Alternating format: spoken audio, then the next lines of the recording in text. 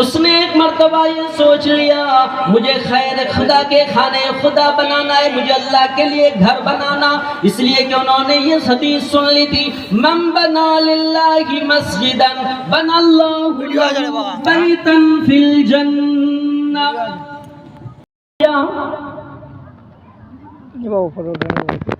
اچانک ایک مرتبہ ایک بات پیش آ گئی تھی کہ اب پانی ڈالنے کے لیے بالٹی کی ضرورت پیش آ گئی۔ بالٹی تو موجود تھی، ممکن ہے اور بھی بالٹی کی ضرورت پیش آ گئی ہو۔ اس مسجد کے قریب میں ایک بڑھیا کا گھر تھا، جا کے کہنے لگا اماں جان کیا آپ کے گھر میں بالٹی ہے، پانی ڈالنا ہے؟ ماں کہنے لگی ہاں بیٹا یہ کوئی بڑی بات تھوڑی ہے، بالٹی لے کر جاؤ پانی ڈال لینا۔ معاملہ بگڑ گیا، کیا ہو گیا؟ یہیں سے کھیل تماشا الگ ہو گیا۔ بالٹی کس نے دی؟ ایک غریب بڑھیا نے دی۔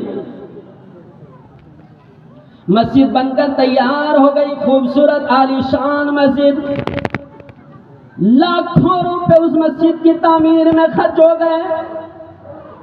جب مسجد کی تعمیر مکمل ہو گئی، روپے وہ بالٹی مجھے دے دو۔ بڑھیا اماں کہنے لگی نہیں نہیں بیٹا، میں نے سنا ان کی زبان سے، جس سے میں نے یہ واقعہ شیخ سے سنا ہے، اخیر میں جا کے سیٹ نے گردن جھکا کر پیر کے پاس معافی مانگتے ہوئے یوں کہہ دیا، اے بڑھیا اماں جتنے کی یہ مسجد بنی ہے اتنے پیسے لے لو اور اپنی بالٹی ہمیں دے دو۔ بڑھیا اماں نے جب دیکھ لیا کہ یہ بڑا امیر ترین سیٹ آدمی میری بالٹی کو خریدنے کی کوشش کر رہا، تب تک بڑھیا اماں کوئی راز ظاہر نہیں کر رہی تھی۔ لاش میں جا کر بڑھیا جلال میں آ کے یہ کہنے لگی، اے بیٹا اگر تو نے خواب دیکھا ہے تو میں نے بھی خواب دیکھا ہے۔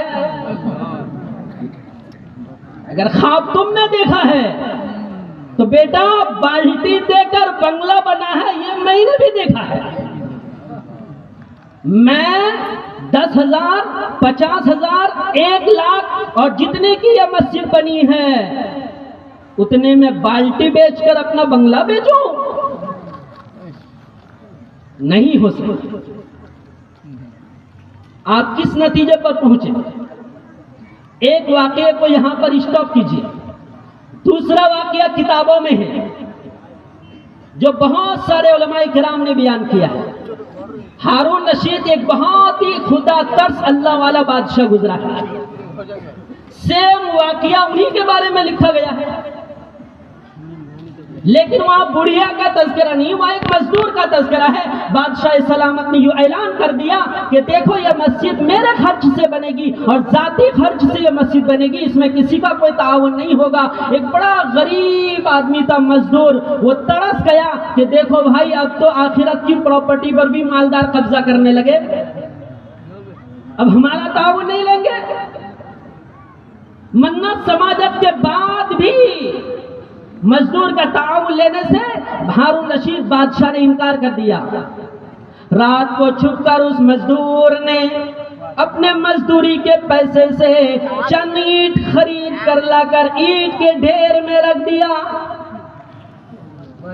مسجد کی تعمیر مکمل ہو گئی۔ جب بادشاہ ہارون رشید نے خواب میں دیکھا کہ جنت میں میرا محل بنا ہے تو دیکھ رہے کہ میرے محل کے بازو میں دوسرا محل بھی تیار ہے۔ بادشاہ ہارون رشید نے مزدور کو بلایا اور بلا کر بڑی تاکید سے کہا، ایمانداری کا تمہارے اوپر قسم، بتاؤ تم نے کس اعتبار سے تعاون کیا؟ مزدور نے کہہ دیا، بادشاہ سلامت میری جا بخشی ہو، مجھے معاف کر دیا جائے، میں نے خون پسینے بہا کر میں نے مزدوری کر کے چند اینٹ خرید کر میں نے اینٹ کے ڈھیر میں رکھ دیا تھا۔ بادشاہ ہارون رشید کہنے لگے، ہاں ہاں ہاں وہی چند اینٹ کی وجہ سے جنت میں نے دیکھا ہے کہ میرے لیے بنگلہ تیار ہوا تو تیرے لیے بھی بنگلہ تیار ہے۔ یہ دو واقعے ہو، ہم لوگ کس نتیجے پر پہنچے؟ دیکھو بزرگوں، ہم لچھے دار تقریر سننے کے لیے نہیں بیٹھے، سالوں سال کے بعد یہ مجلس اچانک دائیں طرف نظر پڑی، ایک دوسرا بنگلہ سیم اسی طرح بنا ہوا ہے۔ وہ بڑا امیر ترین سیٹ میں حیران ہے، پریشان ہے، کیا بات ہے، کیا وجہ ہے؟ میرے پلاٹ کے اندر مسجد تو میں نے اکیلی بنائی تھی، مسجد میں میرے بنانے میں کوئی شریک نہیں تھا، پھر کیا وجہ ہے جنت کے بنگلے کے پلاٹ میں یہ کس کا بنگلہ کھڑا ہے؟ جب وہ سیٹ آدمی بیدار ہوا، صبح کو انجینئر کے پاس آیا، لوگوں کے پاس آیا، مستری کے پاس آیا، مزدوروں کے پاس آیا، سب کو ادھر آؤ، خبردار تم نے بدنیتی کی ہے، تم نے امانت میں خیانت کیا ہے، تم نے چوری کی ہے، تم نے مجھے دھوکہ دیا ہے، میں نے یوں کہہ دیا تھا ذرہ برابر کسی کا تعاون نہ لینا، لیکن خواب میں نے دیکھ لیا ہے جنت کے پلاٹ میں میرے بنگلے کے بازو میں کوئی اور بنگلہ بنا ہوا ہے، اگر تم نے تعاون نہیں لیا تو بتاؤ وہ بنگلہ کس کا ہے؟ انجینئر الگ قسم کھا رہا، مستری الگ قسم کھا رہا، مزدور الگ قسم کھا رہے ہیں، سب حیران ہے، پریشان ہے، ہم نے تو ایک اینٹ کی قیمت بھی نہ لی، کسی سے چائے کے پیسے بھی نہ لیے، ذرہ برابر کسی سے کوئی مدد نہیں لی، اے ہمارے سیٹ ہمارے اوپر بھروسہ رکھو، یقین رکھو، ہم نے کسی سے کوئی پیسے نہیں لیے۔ مگر سیٹ اس بات کو ماننے کے لیے تیار نہیں۔ اخیر میں جا کر انجینئر نے مستری لوگوں سے پوچھا، مستریوں نے کہا انجینئر صاحب ایک بات ہمارے ذہن میں آئی ہے، ہم نے کسی سے میٹیریل کا یا پیسے کا کوئی مدد یا تعاون تو نہیں لیا، پر اتنا ضرور ہے ہمیں یاد پڑ رہا کچھ دنوں پہلے بازو کی بڑھیا اماں سے اس گاڑے مٹی سمیت میں پانی ڈالنے کے لیے ہم نے بالٹی مانگ کر لایا تھا۔ انجینئر یوں سمجھ گیا کھیل یہی کا ہے۔ انجینئر نے امانت داری سے جا کے سیٹ میں کان میں کہہ دیا، سیٹ او امیر ترین، اے ہمارے بڑے مالک، دیکھیے امانت داری کی بات یہی ہے، جو ہے سچ ہے، آپ کے سامنے ہے، کوئی ڈھکی چھپی نہیں۔ بات اصل میں یہ ہے ہم نے مال مٹیریل کا کسی سے کوئی تعاون نہیں لیا، ہم نے کسی سے قسم کے کوئی دانا پانی، کھانا پانی، ناشتہ یا پیسے وغیرہ کسی سے نہیں لیے، لیکن بات اتنی ضرور ہے کہ بازو والی بڑھیا اماں کے گھر سے پانی ڈالنے کے لیے ہم نے بالٹی مانگ کے لیا تھا۔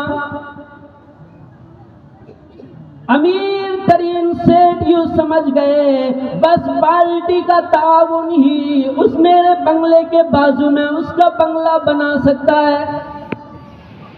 سیٹ وہ بڑھیا اماں کے پاس گیا، کہنے لگا کہ میں نے تو یہ ارادہ کیا ہے جنت کے پلاٹ میں بنگلہ میرا اکیلا ہونا چاہیے، اب وہ جو بنگلہ میرے پلاٹ میں دوسرا بنایا ہے، میرے پلاٹ میں کوئی دوسرا نہ آوے، وہاں بھی میں ہی رہوں گا۔ سیٹ نے بڑھیا سے جا کر کے درخواست کی، اے بڑھیا اماں، میں 10,000 روپے آپ کی بالٹی کی قیمت دیتا ہوں، آپ کی بالٹی مجھے دے دو۔ بڑھیا اماں کہنے لگی نہیں بیٹا،